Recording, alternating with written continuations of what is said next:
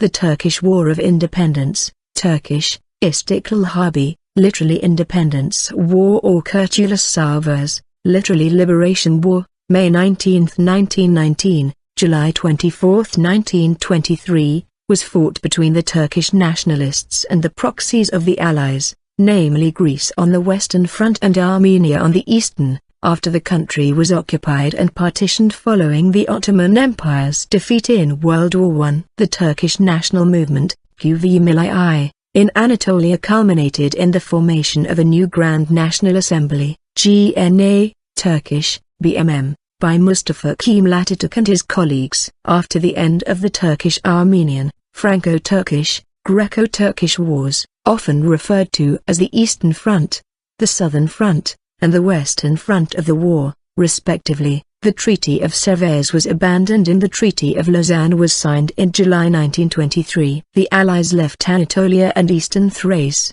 and the Grand National Assembly of Turkey decided the establishment of a republic in Turkey, which was declared on October 29, 1923. With the establishment of the Turkish National Movement, the partitioning of the Ottoman Empire, and the abolition of the Sultanate, the Ottoman era and the empire came to an end, and with Atatürk's reforms, the Turks created the modern, secular nation-state of Turkey on the political front. On October 30, 1918, the Armistice of Mudros was signed between the Ottoman Empire and the Allies of World War I, bringing hostilities in the Middle Eastern theater of World War I to a close. The treaty granted the Allies the right to occupy forts controlling the Straits of the Dardanelles and the Bosporus, and the right to occupy in case of disorder any territory in case of a threat to security. Somerset Arthur Gough Calthorpe, the British signatory of the Mudros Armistice, stated the Triple Entente's public position that they had no intention to dismantle the government of the Ottoman Empire or place it under military occupation by occupying Constantinople. However,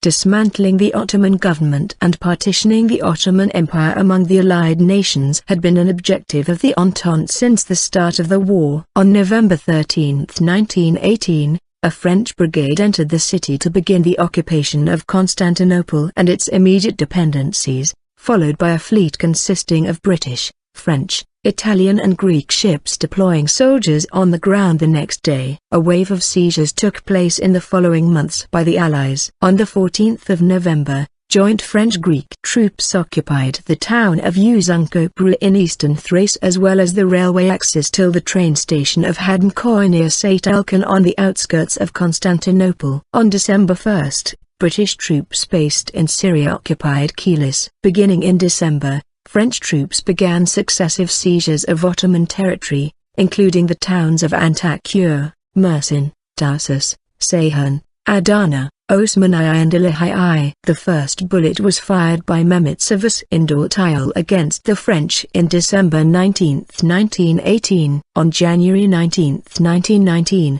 the Paris Peace Conference opened, a meeting of allied nations that set the peace terms for the defeated Central Powers, including the Ottoman Empire. As a special body of the Paris Conference, the Inter-Allied Commission on Mandates in Turkey was established to pursue the secret treaties they had signed between 1915 and 1917. Among the objectives was a new Hellenic empire based on the Megali idea. This was promised by British Prime Minister David Lloyd George to Greece. Italy sought control over the southern part of Anatolia under the Agreement of Street-Gendarmerion. France expected to exercise control over Hatay, Lebanon and Syria, and also wanted control over a portion of southeastern Anatolia based on the Sykes-Picot Agreement. France signed the French-Armenian Agreement and promised the realization of an Armenian state in the Mediterranean region in exchange to the French-Armenian Legion. Meanwhile, Allied countries continued to lay claim to portions of the quickly crumbling Ottoman Empire. British forces based in Syria occupied Maras,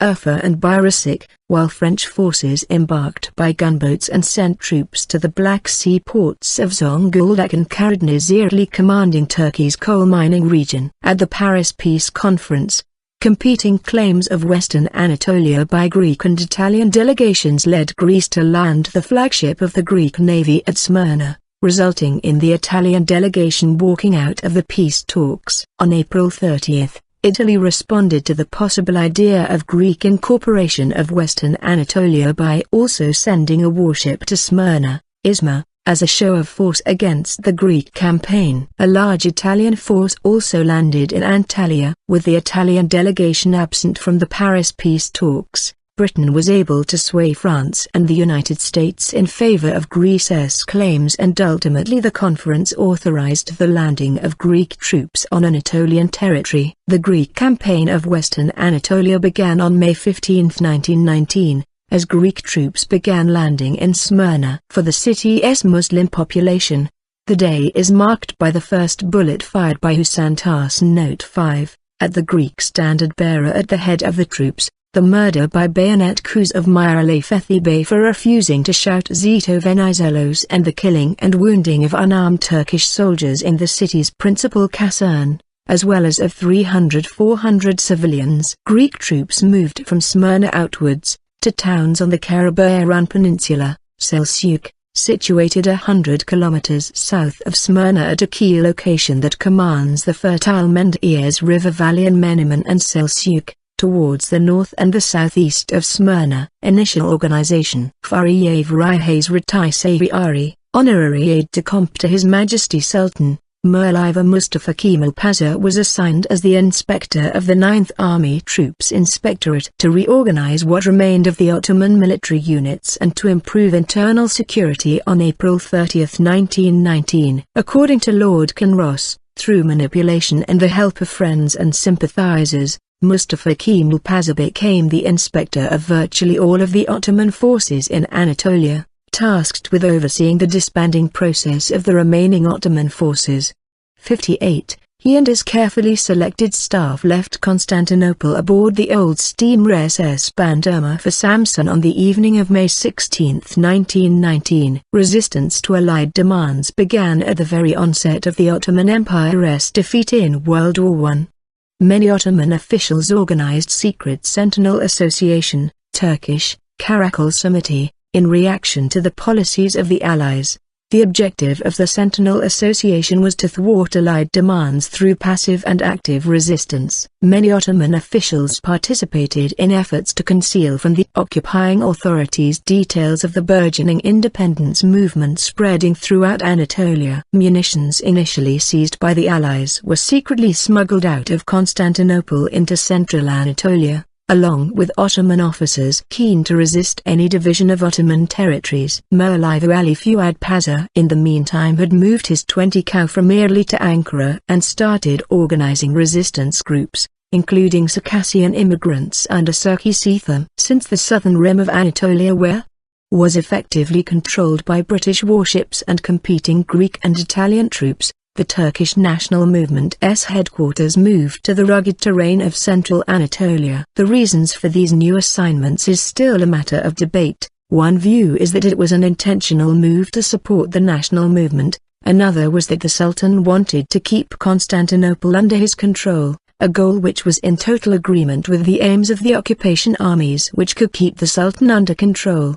The most prominent idea given for the Sultan's decision was by assigning these officers out of the capital. The Sultan was trying to minimize the effectiveness of these soldiers in the capital. The Sultan was cited as saying that without an organized army, the Allies could not be defeated, and the national movement had 2 army corps in May 1919. One was the 20 Corps based in Ankara under the command of Ali Fuat Pasha, and the other was 15 Corps based in Erzurum under the command of Kazım Karabekir Pasha. Mustafa Kemal Pasha and his colleagues stepped ashore on May 19 and set up their first quarters in the Mintaka Palace Hotel. Mustafa Kemal Pasha made the people of Samsun aware of the Greek and Italian landings, staged mass meetings, whilst remaining discreet, and made, thanks to the excellent telegraph network, fast connections with the army units in Anatolia and began to form links with various nationalist groups. He sent telegrams of protest to foreign embassies and the War Ministry about British reinforcements in the area and about British aid to Greek brigand gangs. After a week in Samsun, Mustafa Kemal Pasha and his staff moved to Hafsa, about 85 kilometers, 53 miles, inland. Mustafa Kemal Pasha writes in his memoir Citation Needed, that he needed nationwide support. The importance of his position, and his status as the hero of Anatolia after the Gallipoli campaign, and his title of Fariyev Retisaviari, honorary aide-de-camp to His Majesty Sultan, gave him some credentials. On the other hand, this was not enough to inspire everyone. While officially occupied with the disarming of the army, he had increased his various contacts in order to build his movement's momentum. He met with Rauf Bey, or Bey, Ali Fuat Paşa, Sebesoy, and Refet Bey, Bill, on June 21, 1919 and declared the Amasya Circular, the 22nd of June 1919. Decoding National Movement. On June 23, High Commissioner Admiral Calthorpe, realizing the significance of Mustafa Kemal's discreet activities in Anatolia, sent a report about Mustafa Kemal to the Foreign Office. His remarks were downplayed by George Kidson of the Eastern Department. Captain Hurst, British Army, in Samsun warned Admiral Calthorpe one more time, but Hurst's units were replaced with a brigade of Gurkhas. The movement of British units alarmed the population of the region and convinced the population that Mustafa Kemal was right. Citation needed. Right after this, the Association for Defense of National Rights, Mudafa-i Hukuk Committee, was founded in Trabzon, and a parallel association in Samsun was also founded, which declared that the Black Sea region was not safe. The same activities that happened in Smyrna were happening in the region. When the British landed in Alexandretta, Admiral Calthorpe resigned on the basis that this was against the armistice that he had signed and was assigned to another position on August 5, 1919. On 2 July, Mustafa Kemal Pasha received a telegram from the Sultan. The Sultan asked him to cease his activities in Anatolia and return to the capital. Mustafa Kemal was in Erzincan and did not want to return to Constantinople, concerned that the foreign authorities might have designs for him beyond the Sultan's plans. He felt the best course for him was to take a 2-month leave of absence. The representative committee was established at the Sèvres Congress, for the 11th of September 1919. Representational problem. On October 16, 1919, Ali Riza Pasha sent a Navy Minister Hulusi Salih Pasha to negotiate with the Turkish National Movement. Hulusi Salih Pasha was not part of World War I. Salih Pasha and Mustafa Kemal met in Amasya. Mustafa Kemal put the representational problems of Ottoman Parliament on the agenda. He wanted to have a signed protocol between Ali Riza Pasha and the Representative Committee. On the advice of the British, Ali Riza Pasha rejected any form of recognition or legitimacy claims by this unconstitutional political formation in Anatolia. In December 1919, fresh elections were held for the Ottoman Parliament. This was an attempt to build a better representative structure. The Ottoman Parliament was seen as a way to reassert the central government's claims of legitimacy in response to the emerging nationalist movement in Anatolia. In the meantime, groups of Ottoman Greeks had formed Greek nationalist militias within Ottoman borders and were acting on their own. Greek members of the Ottoman Parliament repeatedly blocked any progress in the parliament, and most Greek subjects of the Sultan boycotted the new elections. The elections were held and a new parliament of the Ottoman state was formed under the occupation. However, Ali Riza Pasha was too hasty in thinking that his parliament could bring him legitimacy. The House of the Parliament was under the shadow of the British battalion stationed at Constantinople. Any decisions by the Parliament had to have the signatures of both Ali Riza Pasha and the commanding British officer. The freedom of the new government was limited. It did not take too long for the members of Parliament to recognize that any kind of integrity was not possible in this situation. Ali Riza Pasha and his government had become the voice of the Triple Entente. The only laws that passed were those acceptable to, or specifically ordered by the British. Last Ottoman Parliament. On January 12, 1920, the last Ottoman Chamber of Deputies met in the capital. First the Sultan's speech was presented and then a telegram from Mustafa Kemal, manifesting the claim that the rightful government of Turkey being in Ankara in the name of the Representative Committee. A group called Filah-i Vatan among the Ottoman Parliament worked to acknowledge the decisions taken at the Erzurum Congress and the Sèvres Congress. The British began to sense that something had been flourishing that they did not want. The Ottoman government was not doing what it could to suppress the nationalists. On January 28, the deputies met secretly, Proposals were made to elect Mustafa Kemal president of the chamber, but this was deferred in the certain knowledge that the British would prorogue the chamber clarification needed, before it could do what had been planned all along, namely accept the declaration of the Sèvres Congress. On 28 January, the Ottoman Parliament developed the National Pact, İstiklâl Harbi, and published it on 12 February. This pact adopted 6 principles, which called for self-determination, the security of Constantinople, and the opening of the straits, also the abolition of the capitulations. In effect, the İstiklâl Harbi solidified a lot of nationalist notions, which were in conflict with the Allied plans. Shift from de facto to de jure occupation. The national movement, which persuaded the Ottoman Chamber of Deputies to declare a national pact, İstiklâl Harbi, against the occupying Allies, prompted the British government to take matters into its own hands. To put an end to this situation, the British decided they needed to systematically bring Turkey under their control. The plan was to dismantle every organization beginning from Istanbul to deep into Anatolia. Mustafa Kemal's national movement was the main problem. The British Foreign Office was asked to devise a plan on how to deal with it. The Foreign Office developed the same plan they used during the Arab Revolt, but this time the resources were channeled to warlords like Ahmet and Zava.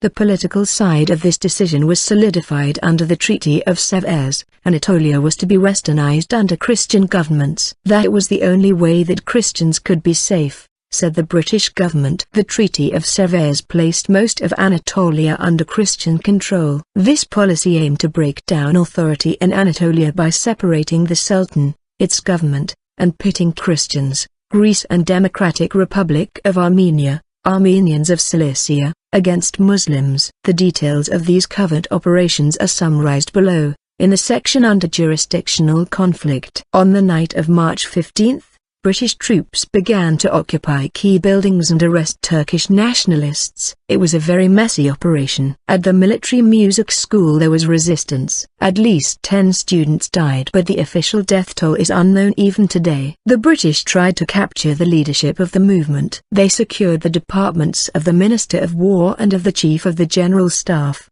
Fevzi Çakmak. Çakmak was an able and relatively conservative officer who was known as one of the army's oldest field commanders. He soon became one of the principal military leaders of the national movement. Mustafa Kemal was ready for this move. He warned all the nationalist organizations that there would be misleading declarations from the capital. He warned that the only way to stop the British was to organize protests. He said, "Today the Turkish nation is called to defend its capacity for civilization, its right to life and independence, its entire future." Mustafa Kemal was extensively familiar with the Arab Revolt and British involvement. He managed to stay one step ahead of the British Foreign Office. This, as well as his other abilities, gave Mustafa Kemal considerable authority among the revolutionaries. On March 18, the Ottoman Parliament sent a protest to the Allies. The document stated that it was unacceptable to arrest 5 of its members, but the damage has been done. It was end of the Ottoman political system. This show of force by the British had left the Sultan as sole controller of the empire. But the Sultan depended on their power to keep what was left of the empire. He was now a puppet of the Allies. Jurisdictional conflict. The new government, hoping to undermine the national movement, passed a fatwa, legal opinion, from Sayyi'l Islam. The fatwa stated that true believers should not go along with the nationalist, rebels, movement. Along with this religious decree, the government sentenced Mustafa Kemal and prominent nationalists to death in absentia. At the same time, the Mufti of Ankara Rafat Boraksi, in defense of the nationalist movement, issued a counteracting fatwa declaring that the capital was under the control of the Entente and the Ferhat Pasha government. In this text, the nationalist movement's goal was stated as freeing the Sultan and Caliphate from its enemies. Dissolution of the Ottoman Parliament. Mustafa Kemal expected the Allies neither to accept the Harboard report nor to respect his parliamentary immunity if he went to the Ottoman capital. Hence he remained in Anatolia. Mustafa Kemal moved the representative committee's capital from Erzurum to Ankara so that he could keep in touch with as many deputies as possible as they traveled to Constantinople to attend the parliament. He also started a newspaper, the Hakimiyet-i Milli, National Sovereignty, to speak for the movement both in Turkey and the outside world. January 10, 1920, Mustafa Kemal declared that the only legal government of Turkey was the Representative Committee in Ankara, and that all civilian and the military officials were to obey it rather than the government in Constantinople. This argument gained very strong support, as by that time the Ottoman Parliament was fully under Allied control. Promulgation of the Grand National Assembly. The stronger measures taken against the nationalists by the Ottoman government created a distinct new phase. Mustafa Kemal sent a note to the governors and force commanders, asking them to implement the election of delegates to join the GNA, which would convene in Ankara. Mustafa Kemal appealed to the Islamic world, asking for help to make sure that everyone knew he was still fighting in the name of the Sultan, who was also the Caliph. He stated he wanted to free the Caliph from the Allies. Plans were made to organize a new government and parliament in Ankara, and then ask the Sultan to accept its authority. A flood of supporters moved to Ankara just ahead of the Allied dragonnets. Included among them were Halil Edip, Adnan, Adva, İsmet, İnönü, Mustafa Kemal's important allies in the Ministry of War, and Sultan Arif, the president of the Chamber of Deputies. Yunus Nadi Abuloglu, the owner of Yeni Gun newspaper, journalist, author and deputy of ISMA, Halil Edip, Adva, met in Geneva on March 31. Two intellectuals discussed the necessity that a news agency should be established to counter the Allied occupation administration's censure over the news. They chose Anadolu as the name. Mustafa Kemal, whom they meet in Ankara, immediately launched initiatives to herald the establishment of the Anadolu Agency. 61. Mustafa Kemal wanted to transmit news stories to the world. Kemal also stressed the importance of making the national struggle heard inside and outside of the country.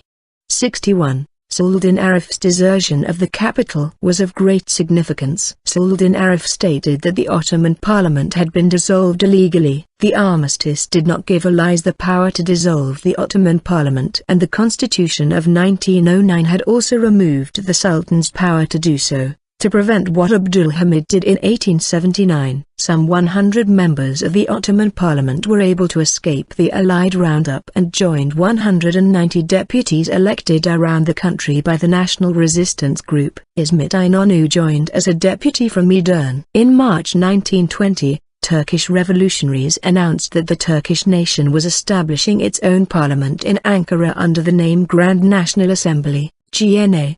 The GNA assumed full governmental powers. On April 23, the new assembly gathered for the first time, making Mustafa Kemal its first president and İsmet İnönü chief of the general staff. The new regime's determination to revolt against the government in the capital and not the Sultan was quickly made evident.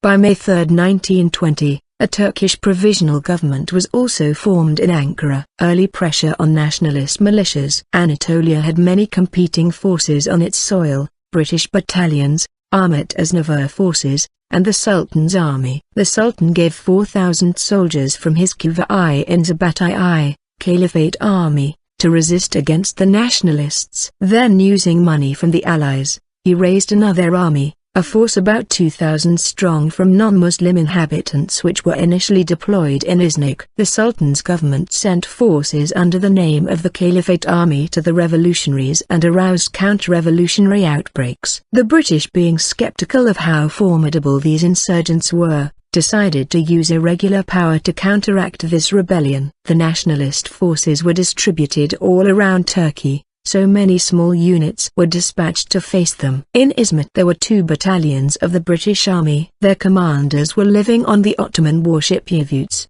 These units were to be used to rout the partisans under the command of Ali Fuat Sebesoy and Refat Bil. On 13 April, the first conflict occurred at Dus as a direct consequence of the Sheikh al-Islam's fatwa. On 18 April, the Dus conflict was extended to Belu. On 20 April, it extended to Gerud. The movement engulfed an important part of northwestern Anatolia for about a month. The Ottoman government had accorded semi-official status to the Kuva-yi and Ahmet Aznavour held an important role in the uprising. Both sides faced each other in a pitched battle near Izmit on June 14. Ahmet Aznavur's forces and British units outnumbered the militias. Yet under heavy attack some of the Kuva-yi Milliye deserted and joined the opposing ranks. This revealed the Sultan did not have the unwavering support of his men. Meanwhile, the rest of these forces withdrew behind the British lines which held their position. The clash outside Izmit brought serious consequences. The British forces opened fire on the nationalists and bombed them from the air. This bombing forced a retreat, but there was a panic in Constantinople. The British commander, General George Milne, asked for reinforcements. This led to a study to determine what would be required to defeat the Turkish nationalists. The report, signed by Field Marshal Ferdinand Foch, concluded that 27 divisions would be sufficient. But the British Army did not have 27 divisions to spare. Also, a deployment of this size could have disastrous political consequences back home. World War I had just ended, and the British public would not support another lengthy and costly expedition. The British accepted the fact that a nationalist movement could not be faced without deployment of consistent and well-trained forces. On June 25, the forces originating from Kuva-yi Milliye were dismantled under British supervision. The official stance was that there was no use for them. The British realized that the best option to overcome these Turkish nationalists was to use a force that was battle-tested and fierce enough to fight the Turks on their own soil. The British had to look no further than Turkey's neighbor, Greece. Establishment of the army. Before the Amasya Circular, the 22nd of June 1919, Mustafa Kemal met with a Bolshevik delegation headed by Colonel Semyon Budyonny. Citation needed. The Bolsheviks wanted to annex the parts of the Caucasus, including Democratic Republic of Armenia, which were formerly part of Tsarist Russia. They also saw a Turkish Republic as a buffer state or possibly a communist ally. Mustafa Kemal's official response was such questions had to be postponed until Turkish independence was achieved. Having this support was important for the national movement. The first objective was the securing of arms from abroad. They obtained these primarily from the Soviet Union and from Italy and France. These arms, especially the Soviet weapons, allowed the Turks to organize an effective army. The treaties of Moscow and Kars, 1921, arranged the border between Turkey and Russia, itself in a state of civil war at the time, and in particular ceded Nakhchivan and Batumi to Russia. In return the nationalists received support and gold. For the promised resources, the nationalists had to wait until the Battle of Sakarya, August to September 1921. By providing financial and war material aid, the Bolsheviks aimed to heat up the war between the Allies and the Turkish nationalists in order to delay the participation of more Allied troops in the Russian Civil War. At the same time the Bolsheviks attempted to export communist ideologies to Anatolia and moreover supported individuals, for example, Mustafa Sufi, who were pro-communism. According to Soviet documents, Soviet financial and war material support between 1920 and 1922 amounted to 39,000 rifles, 327 machine guns, 54 cannons, 63 million rifle bullets, 147,000 shells, 2 patrol boats, 206 kilograms gold ingot and 10.7 million Turkish lira, which accounted for a 20th of the Turkish budget during the war. Additionally the Soviets gave the Turkish nationalists 100,000 gold rubles to help build an orphanage and 20,000 lira to obtain printing house equipment and cinema equipment. Conflicts. The border of the Republic of Armenia, ADR, and Ottoman Empire was defined in the Treaty of Brest-Litovsk, March 3, 1918, after the Bolshevik Revolution, and later by the Treaty of Batum, June 4, 1918, with the ADR. It was obvious that after the Armistice of Mudros, October 30, 1918, the eastern border was not going to stay as it was drawn. There were talks going on with the Armenian diaspora and Triple Entente on reshaping the border. The 14 points was seen as an incentive to the ADR, If the Armenians could prove that they were the majority of the population and that they had military control over the eastern regions, the Armenian movements on the borders were being used as an argument to redraw the border between the Ottoman Empire and the ADR. Woodrow Wilson agreed to transfer the territories back to the ADR on the principle that they were dominated by Armenians. The results of these talks were to be reflected on the Treaty of Sèvres, August 10, 1920. There was also a movement of Armenians from the southeast with French support. The French-Armenian agreement granted the Armenian claims to Cilicia with the establishment of the French-Armenian Legion. The general idea at that time was to integrate the ADR into the French-supported Southeast Armenian movement. This way the ADR could gain much sought-after resources to balance the Bolshevik expansionist movements. One of the most important fights had taken place on this border. The very early onset of a national army was proof of this. Even though there was a pressing Greek danger to the west. The stage of the Eastern Campaign developed through Kazim Karabkha's two reports, May 30 and June 4, 1920, outlining the situation in the region. He was detailing the activities of the Armenian Republic and advising on how to shape the sources on the eastern borders, especially in Erzurum. The Russian government sent a message to settle not only the Democratic Republic of Armenia but also the Iranian border through diplomacy under Russian control. Soviet support was absolutely vital for the Turkish nationalist movement, as Turkey was underdeveloped and had no domestic armaments industry.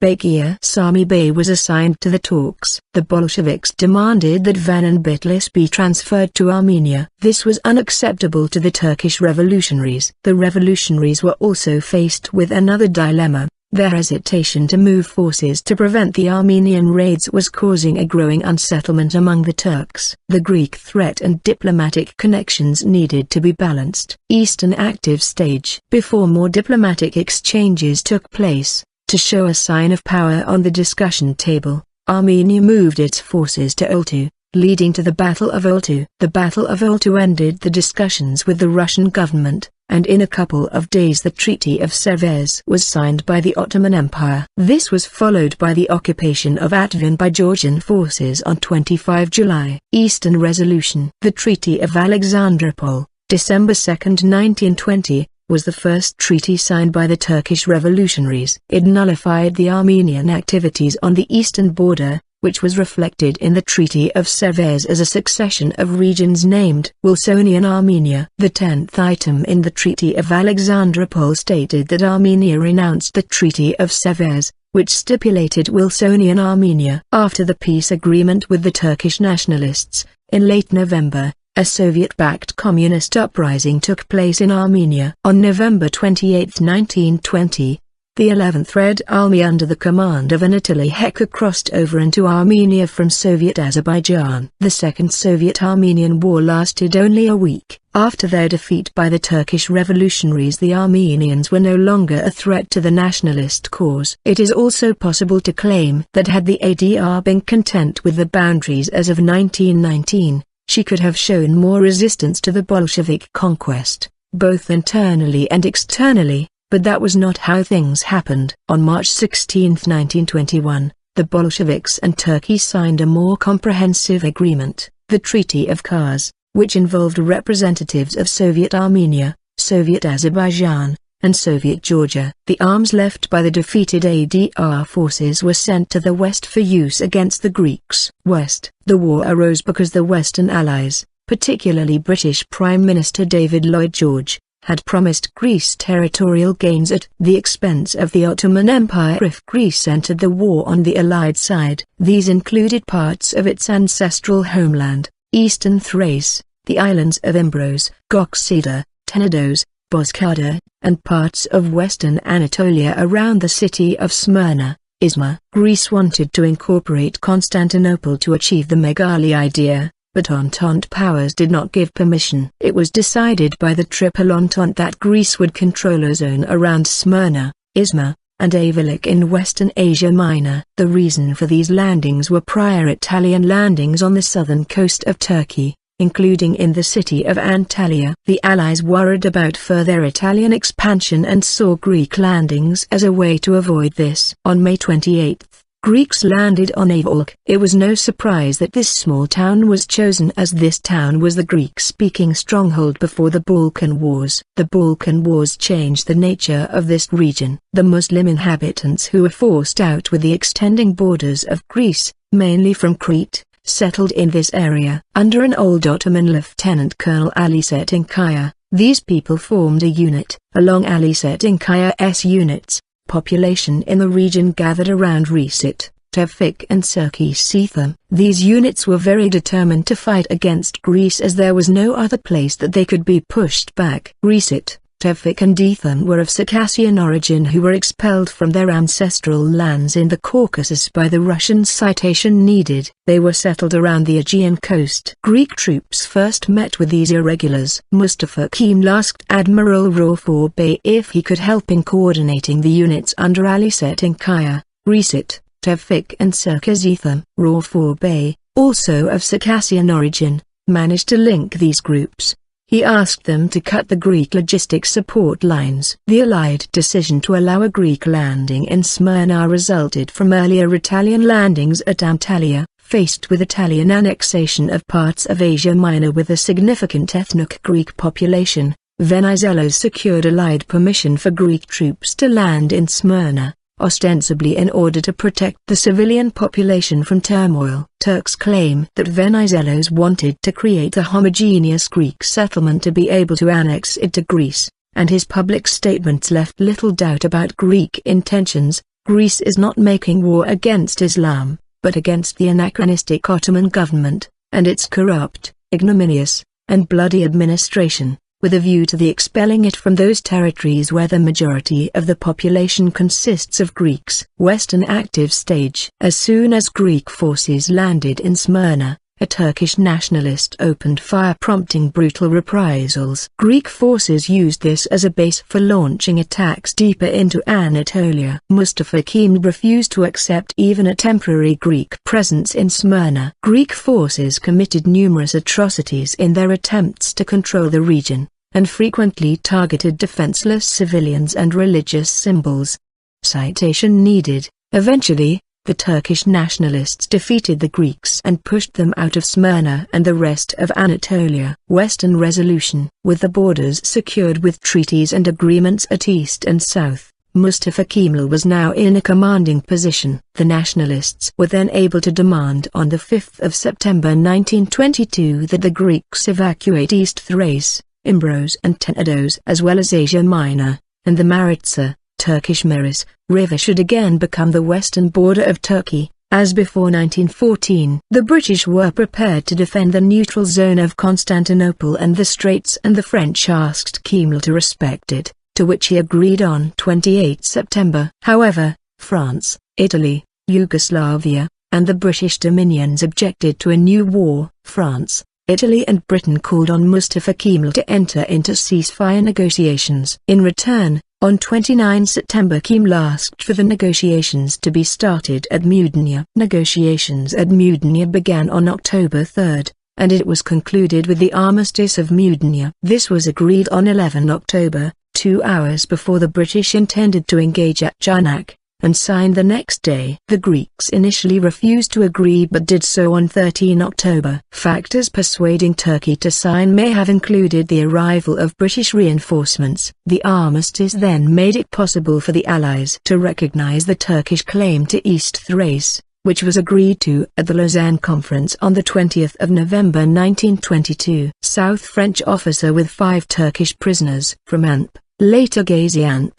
The officer has, on his right, a soldier of the French colonial forces, on his left, wearing epaulettes, an auxiliary from the French Armenian Legion. Sukharov nationalist militias. The French wanted to take control of Syria. With pressure against the French, Cilicia would be easily left to the nationalists. The Taurus Mountains were critical to the Ankara government. The French soldiers were foreign to the region and they were using Armenian militia to acquire their intelligence. Turkish nationals had been in cooperation with Arab tribes in this area. Compared to the Greek threat, they were the second most dangerous for the Ankara government. He proposed that if the Greek threat could be dispersed, the French would not resist. The strategic goal of opening a front at the south by moving Armenians against the Turkish national forces was a failure after the defeat of the Greek-British forces on the west. The French Armenian Legion, joined with local Armenians in the region, was defeated by the Turkish national forces. Most of the Armenians in this region had to migrate alongside the retreating French army. Even though most of the fight was organized alongside the Armenian sources, the loss of French soldiers generated much disapproval in France, which tried to mend the results of the Continental Wars. France asked for 1,500,000 gold coins from the Turkish national government, Mustafa Kemal, for their loss, which was Conference of London. In salvaging the Treaty of Sèvres, the Triple Entente forced the Turkish revolutionaries to agree with the terms through a series of conferences in London. The Conference of London, with sharp differences, failed in both the first stage and the second stages. The modified Sèvres of the conference as a peace settlement was incompatible with the National Pact. The Conference of London gave the Triple Entente an opportunity to reverse some of its policies. In October, parties to the conference received a report from Admiral Mark Lambert Bristol. He organized a commission to analyze the situation, and inquire into the bloodshed during the occupation of Izmir and the following activities in the region. The commission reported that if annexation would not follow, Greece should not be the only occupation force in this area. Admiral Bristol was not so sure how to explain this annexation to U.S. President Woodrow Wilson, as he insisted on respect for nationalities in the 14 points. He believed that the sentiments of the Turks will never accept this annexation. Neither the Conference of London nor Admiral Mark Lambert Bristol's report changed British Prime Minister David Lloyd George's position. On February 12, 1921, he went with the annexation of the Aegean coast, which was followed by the Greek offensive. David Lloyd George acted with his sentiments, which were developed during Battle of Gallipoli, as opposed to General Milne, who was his officer on the ground. Stage for peace. Soldiers on the way back. The first communication between the sides was during the failed Conference of London. The stage for peace effectively began after the Triple Entente's decision to make an arrangement with the Turkish revolutionaries. Before the talks with the Entente, the nationalists partially settled their eastern borders with the Democratic Republic of Armenia, signing Treaty of Alexandropol. But changes in the Caucasus, especially the establishment of the Armenian SSR, required one more round of talks. The outcome was the Treaty of Kars, a successor treaty to the earlier Treaty of Moscow of March 1921. It was signed in Kars with the Russian SFSR on October 13, 1921 and ratified in Yerevan on September 11, 1922. Armistice of Mudanya. The Marmara Sea resort town of Mudanya hosted the conference to arrange the armistice on October 3, 1922.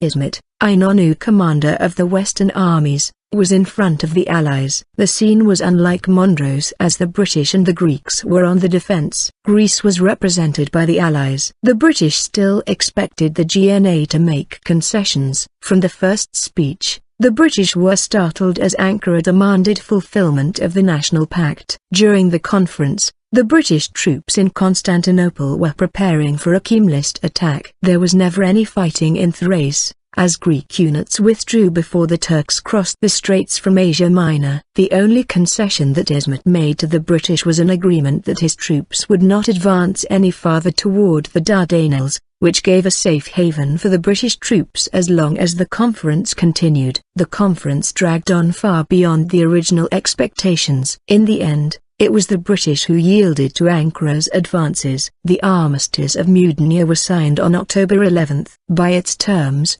the Greek army would move west of the Maritsa, clearing eastern Thrace to the Allies. The famous American author Ernest Hemingway was in Thrace at the time, and he covered the evacuation of eastern Thrace of its Greek population. He has several short stories written about Thrace and Smyrna, which appear in his book In Our Time. The agreement came into force starting October 15.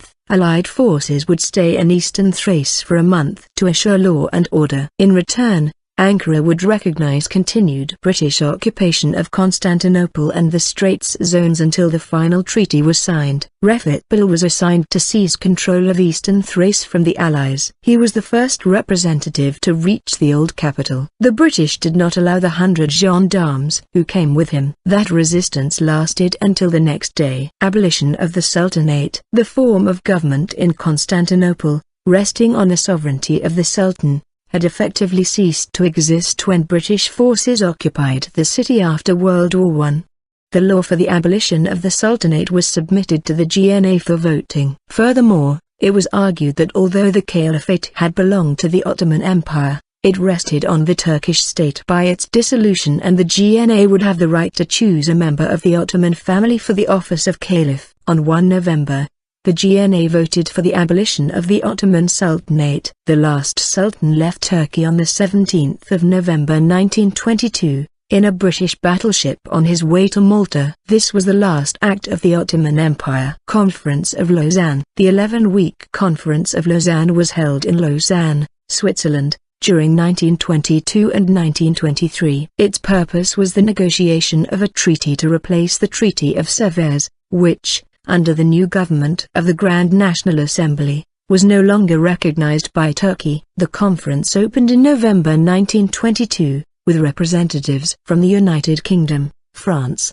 Italy and Turkey. It heard speeches from Benito Mussolini of Italy and Raymond Poincaré of France. At its conclusion, Turkey assented to the political clauses and the freedom of the Straits, which was Britain's main concern. The matter of the status of Mosul was deferred, since Kürzen refused to be budged on the British position that the area was part of Iraq. The British-Iraq mandate's possession of Mosul was confirmed by a League of Nations brokered agreement between Turkey and Great Britain in 1926. The French delegation, however, did not achieve any of their goals, and on the 30th of January 1923 issued a statement that they did not consider the draft treaty to be any more than a basis of discussion. The Turks therefore refused to sign the treaty. On the 4th of February 1923, Kürzen made a final appeal to İsmet Pasha to sign, and when he refused, the Foreign Secretary broke off negotiations and left that night on the Orient Express. Treaty of Lausanne. The Treaty of Lausanne led to international recognition of the sovereignty of the Republic of Turkey as the successor state to the defunct Ottoman Empire. Establishment of the Republic. A republic was proclaimed on October 29, 1923, in the new capital of Ankara. Mustafa Kemal was elected as the first president. In forming his government, he placed Mustafa Fevzi, Sakmak, Korkulu Kazm, Özalp, and İsmet İnönü in important positions. They helped him to establish his subsequent political and social reforms in Turkey. The Treaty of Kars on October 23, 1921, had already settled the conflicts at the eastern border of Turkey and returned the sovereignty of the cities of Kars and Ardahan to the Turks, which were 3 decades earlier captured by the Russian Empire during the Russo-Turkish War of 1877 to 1878. Kemal had long ago made up his mind to abolish the Sultanate when the moment was ripe. After facing opposition from some members of the Assembly, using his influence as a war hero, he managed to prepare a draft law for the abolition of the Sultanate, which was then submitted to the National Assembly for voting. In that article, it was stated that the form of the government in Constantinople, resting on the sovereignty of an individual, had already ceased to exist when the British forces occupied the city after World War I. Furthermore, it was argued that although the Caliphate had belonged to the Ottoman Empire, it rested on the Turkish state by its dissolution, and Turkish National Assembly would have right to choose a member of the Ottoman family in the office of Caliph. On 1 November, the Turkish Grand Assembly voted for the abolition of the Ottoman Sultanate. The last Sultan left Turkey on November 17, 1922, in a British battleship on his way to Malta. Such was the last act in the decline and fall of the Ottoman Empire. The Conference of Lausanne began on November 21, 1922. İsmet İnönü was the leading Turkish negotiator. İsmet maintained the basic position of the Ankara government that it had to be treated as an independent and sovereign state, equal with all other states attending the conference, in accordance with the directives of Mustafa Kemal. While discussing matters regarding the control of Turkish finances and justice, the capitulations, the Turkish Straits and the like. He refused any proposal that would compromise Turkish sovereignty. Finally, after long debates, on July 24, 1923, the Treaty of Lausanne was signed, thus putting an end to long years of warfare which had consumed the country. 10 weeks after the signature, the Allied forces left Istanbul. Through the Treaty of Lausanne, Turkey finally entered into a period of peace.